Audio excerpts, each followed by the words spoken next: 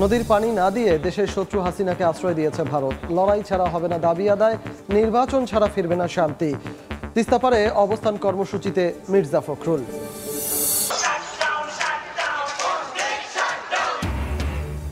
শিক্ষক সংকট নিরসনের দাবিতে শের-ই-বাংলা মেডিকেল কলেজে কমপ্লিট শাটডাউন।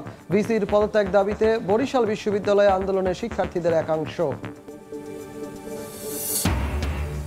সুপেয় পানির জন্য হাহাকার, চাহিদা মতো সরবরাহ করতে পারছে না বরিশাল সিটি কর্পোরেশন। সমাধান নিয়ে আলোচনাতেই আটকে কর্তৃপক্ষ। এবং দক্ষিণাঞ্চলে নদী ও খাল দখলের মহোৎসব। বিআইডব্লিউটিএ ও পানি উন্নয়ন বোর্ডের হাতে 10,000 দখলদারের তালিকা। প্রশাসনের উদাসীনতাকে দুষছেন এলাকাবাসী।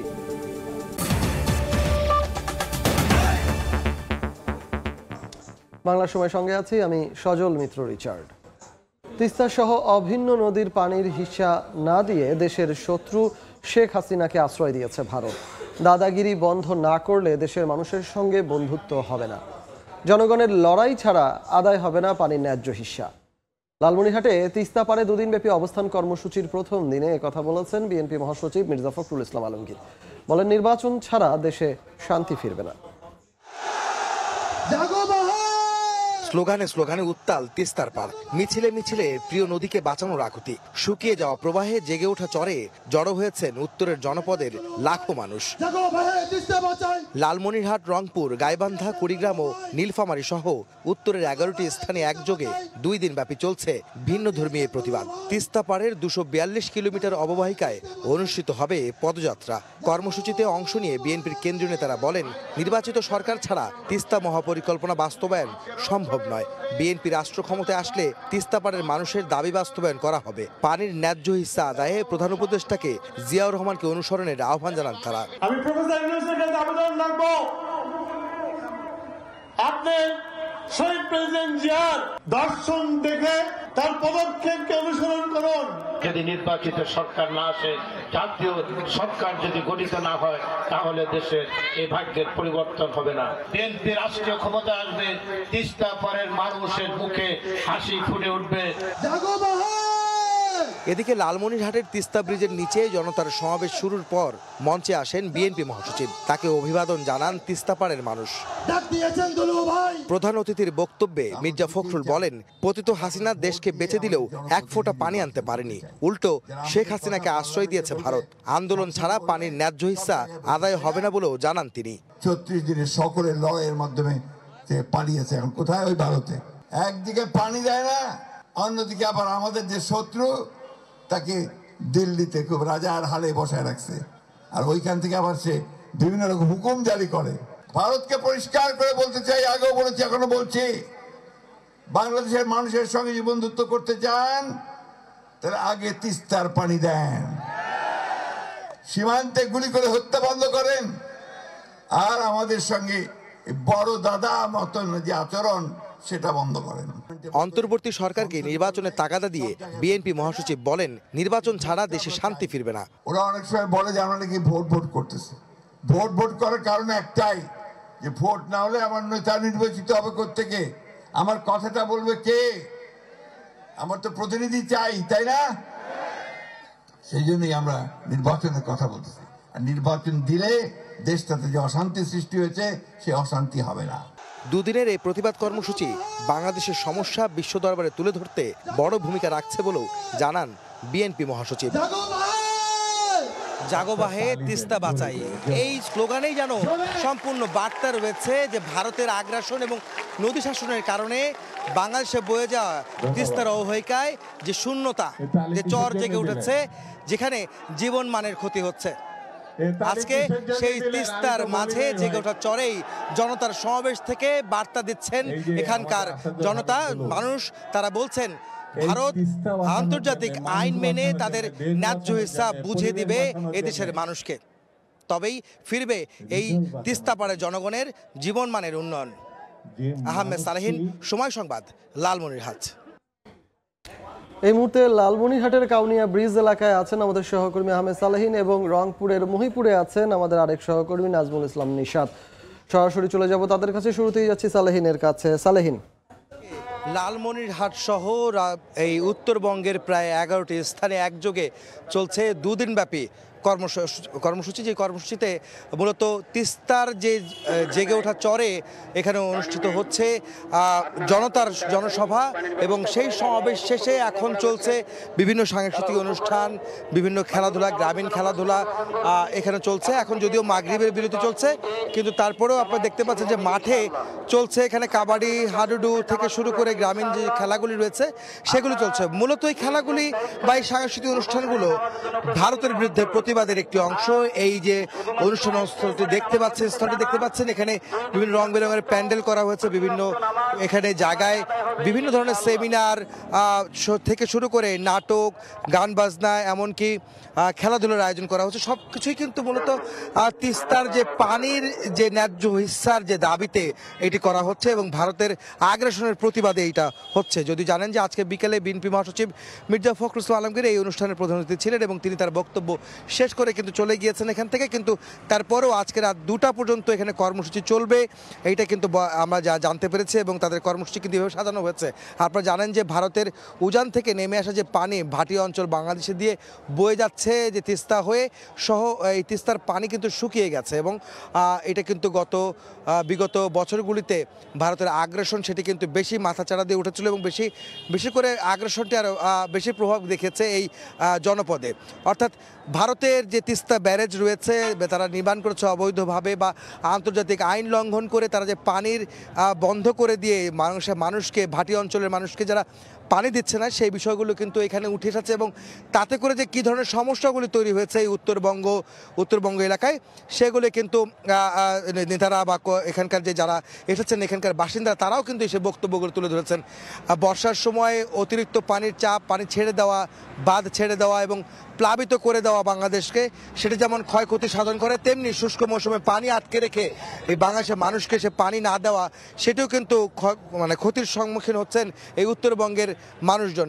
আর তিস্তা পাড়ের জনগণ যারা রয়েছে, তিস্তা পাড়ের যে মানুষ যারা রয়েছেন তারা সবচেয়ে বেশি ক্ষতিগ্রস্ত হয়েছেন, কেননা তাদের ফসলি জমি যেমন তারা সেচ করতে পারছেন না, তেমনি বর্ষার সময় কিন্তু তারা যে পানির ঢল নামে তখন কিন্তু বন্যার পরিস্থিতিতে তাদের ফসলি জমি ডুবে যায়। এমন একটি পরিস্থিতিতে ভারতের এই ধরনের আগ্রাসন বন্ধের জন্যই আসলে মূলত এই কর্মসূচি তারা হাতে নিয়েছে। 2 দিন ব্যাপী কর্মসূচির আজকে ছিল প্রথম দিন, যার অর্ধেক বেলা শেষ হয়েছে। পরবর্তীতে রাত 2টা পর্যন্ত চলবে এই কর্মসূচি এবং আগামীকাল সকাল থেকে পদযাত্রা এবং পানিতে নেমে তিস্তা নদীতে নেমে প্ল্যাকার্ড দিয়ে প্রতিবাদ জানানো হয় ভারতকে। তো এখানকার কর্মসূচি কিন্তু এখন পর্যন্ত ছিল এইটাই, এবং অন্য স্থানে আমাদের অন্যান্য প্রতিনিধি যারা রয়েছেন তার মধ্যে বিশেষ করে রংপুরের মহিপুরে রয়েছেন আমাদের নাজমুল ইসলাম নিশাত, যিনি জানাবেন সেখানকার কর্মসূচির সবশেষ খবর। আমি এখন রয়েছি তিস্তার মহিপুর চরে।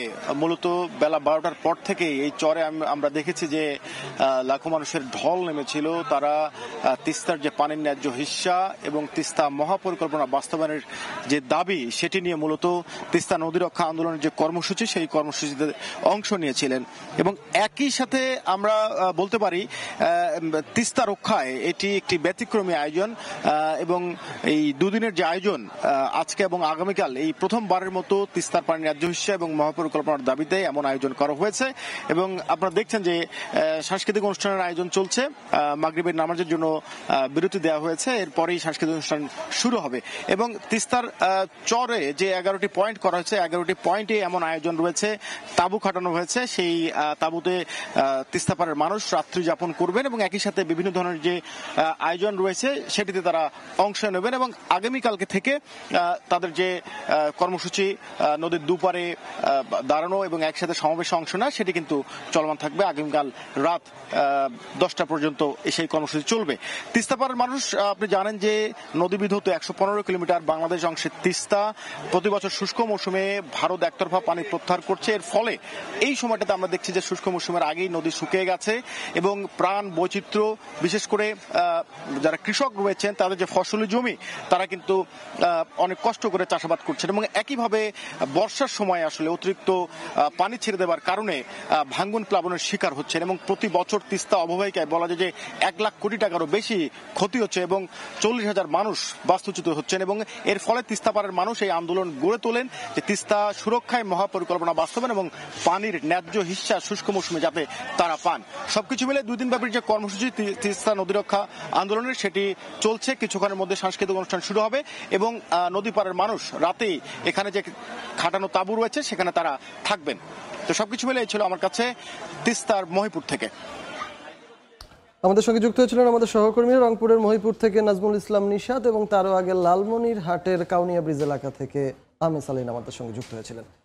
তিস্তা বাঁচানোর দাবিতে লাখো মানুষের ঢল নেমেছে নদী অববাহিকায়।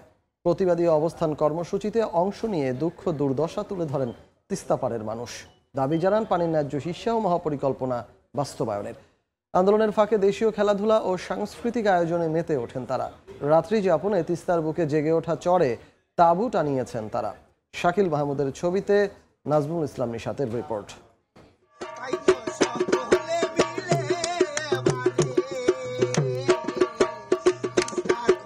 পাদক রহিম মিয়া গানে গানে তুলে ধরেন সর্বনাশা তিস্তা কিভাবে গিলে খাচ্ছে সহায় সম্পত্তি, ভিটেমাটি আর ফসলি জমি। একই সঙ্গে তুলে ধরেন তিস্তা মহাপরিকল্পনা কেন জরুরি।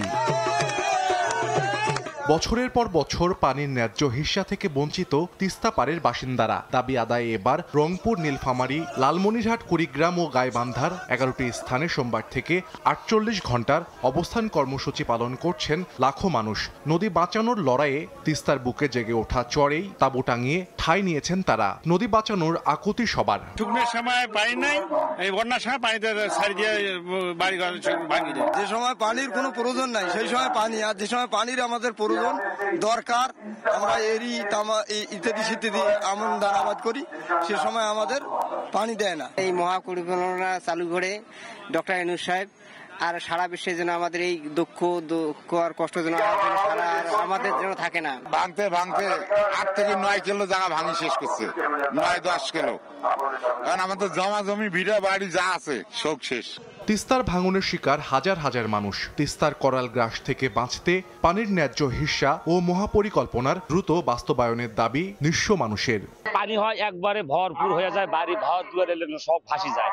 এই আন্দোলনে আমাদের ডাক দিয়েছে, আমরা সবাই এখানে আসি। আমরা খুব অভাবিত, টান মধ্যে যখন বন্যা হয় তখন আমরা খুব কষ্টের মধ্যে থাকি। আমাদের সঠিক সময় পানি আসুক, আমরা এলাকার লোক সঠিকভাবে বাঁচতে পারি, আমাদের ফসল হোক, আমরা এটা চাই। তিস্তা পূরণ হয়ে আমাদের প্রকল্প সিস্টেম করবে, আমাদের গরিব মানুষ এই নদীর পাড়ের গুলো সবাই ভালো সুস্থভাবে থাকতে পারবে। তিস্তা নদী রক্ষা আন্দোলনের ফাঁকে ফাঁকে সাংস্কৃতিক অনুষ্ঠান ও দেশীয় খেলাধুলায় মেতে ওঠেন তিস্তাপাড়ের মানুষ। সময় সংবাদ, রংপুর।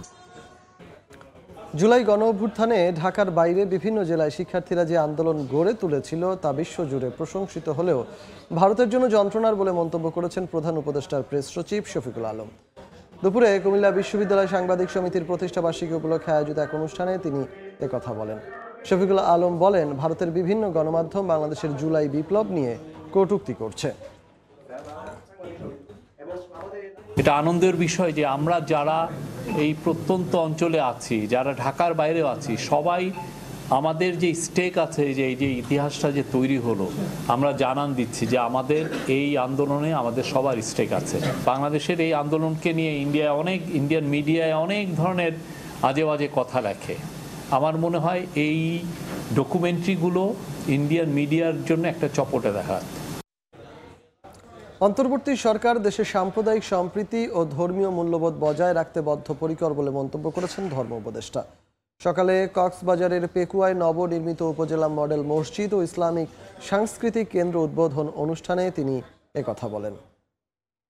সমস্ত মডেল মসজিদের মাধ্যমে ইসলামিক সংস্কৃতি, ইসলামিক মূল্যবোধ, ভ্রাতৃত্বে একটা আবহ তৈরি হবে এবং মানুষ নামাজমুখী হবে। তো মানুষ যখন নামাজমুখী হয়, সমাজে অপরাধ প্রবণতা হ্রাস পায়। এতে করে আমাদের মধ্যে যে ঐতিহ্য, ধর্ম পালন করার যে ঐতিহ্য, এটাকে আমরা আরো বেগবান করতে পারবো এবং মানুষের মধ্যে নৈতিকতার উজ্জীবন ঘটবে। আবারও ছাত্র আন্দোলনে উত্তপ্ত বরিশাল বিশ্ববিদ্যালয় ও শেরেবাংলা মেডিকেল কলেজ। শিক্ষক সংকট নিরসনের দাবিতে কমপ্লিট শাটডাউন ঘোষণা করে মেডিকেল কলেজের প্রধান ফটকে তালা ঝুলিয়েছেন শিক্ষার্থীরা। অন্যদিকে শিক্ষক শিক্ষার্থীদের ফ্যাসিস্ট আখ্যা দেওয়ার অভিযোগে আন্দোলনে নেমেছেন শিক্ষক শিক্ষার্থীদের একাংশ। স্লোগানে স্লোগানে মুখর Barishal Sher-e-Bangla medical college campus. শিক্ষক সংকট নিরসনের দাবিতে শিক্ষার্থীদের এই বিক্ষোভ। ৩৩৪ পদের অর্ধেকেরও বেশি পদ শূন্য জানিয়ে শিক্ষাজীবন ব্যাহত হচ্ছে বলে অভিযোগ তাদের। সোমবার সকালে ক্লাস বর্জন করে প্রথমে কলেজ অধ্যক্ষের কার্যালয়ের সামনে অবস্থান ধর্মঘট, পরে প্রধান ফটকে তালা ঝুলিয়ে দেন আন্দোলনকারীরা। প্যাথোলজি, মাইক্রোবায়োলজিতে এগুলো তো আমাদের কোনো এখন প্রফেসর নেই, যার ফলে আমাদের এমবিবিএস এর মতো এত কঠিন, জটিল এবং খুবই সেন্সিটিভ একটা এডুকেশন খুবই বাধাগ্রস্ত হচ্ছে।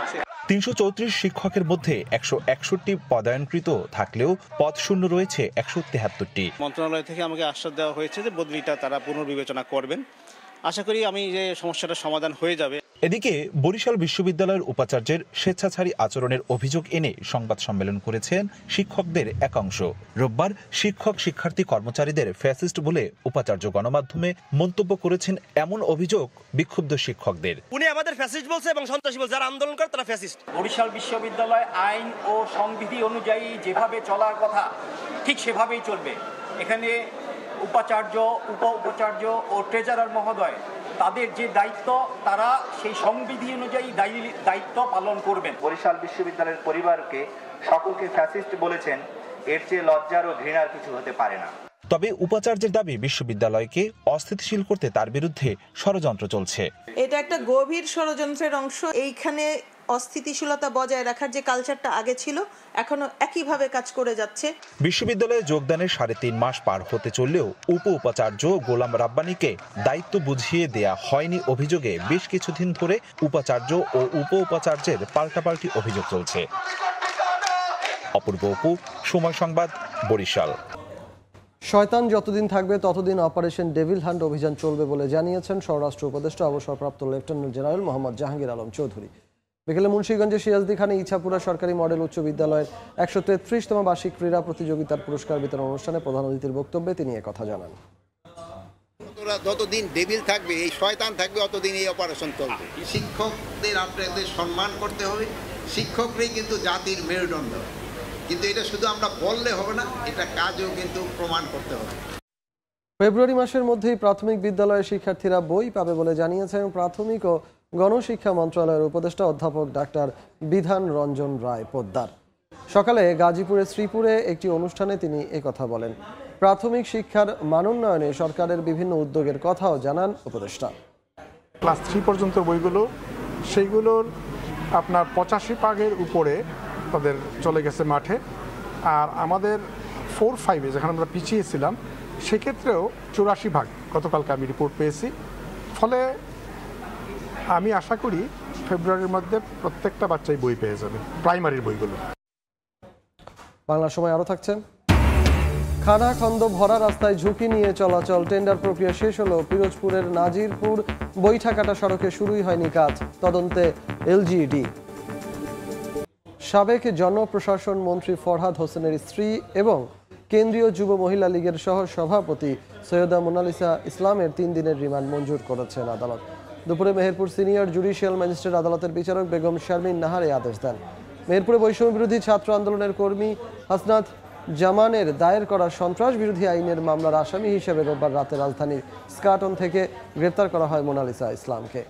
তাকে আদালতে হাজির করে 7 দিনের রিমান্ড আবেদন করলে 3 দিনের রিমান্ড মঞ্জুর করেন বিচারক।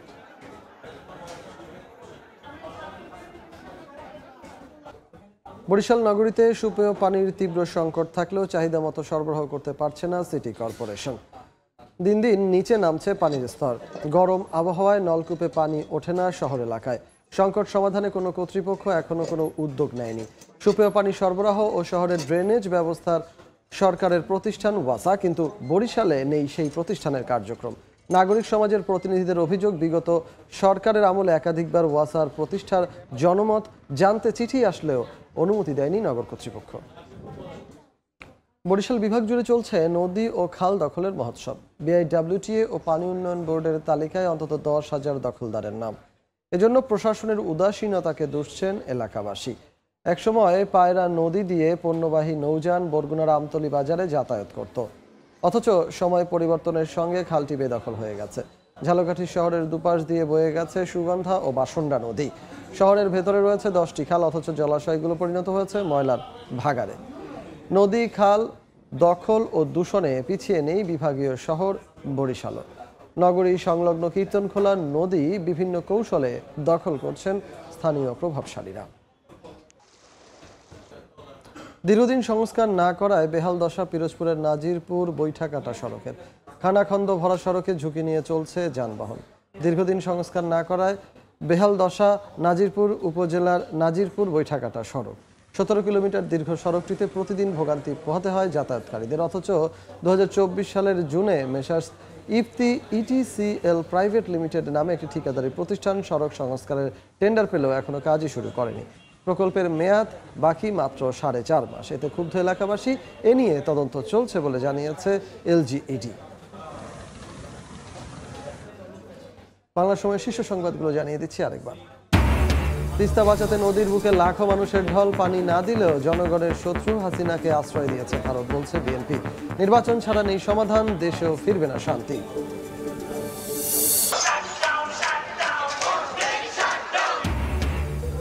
শিক্ষক সংকট নিরসনের দাবিতে শেরেবাংলা মেডিকেল কলেজে কমপ্লিট শাটডাউন। ভিসির পদত্যাগ দাবিতে বরিশাল বিশ্ববিদ্যালয়ে আন্দোলনে শিক্ষার্থীদের একাংশ।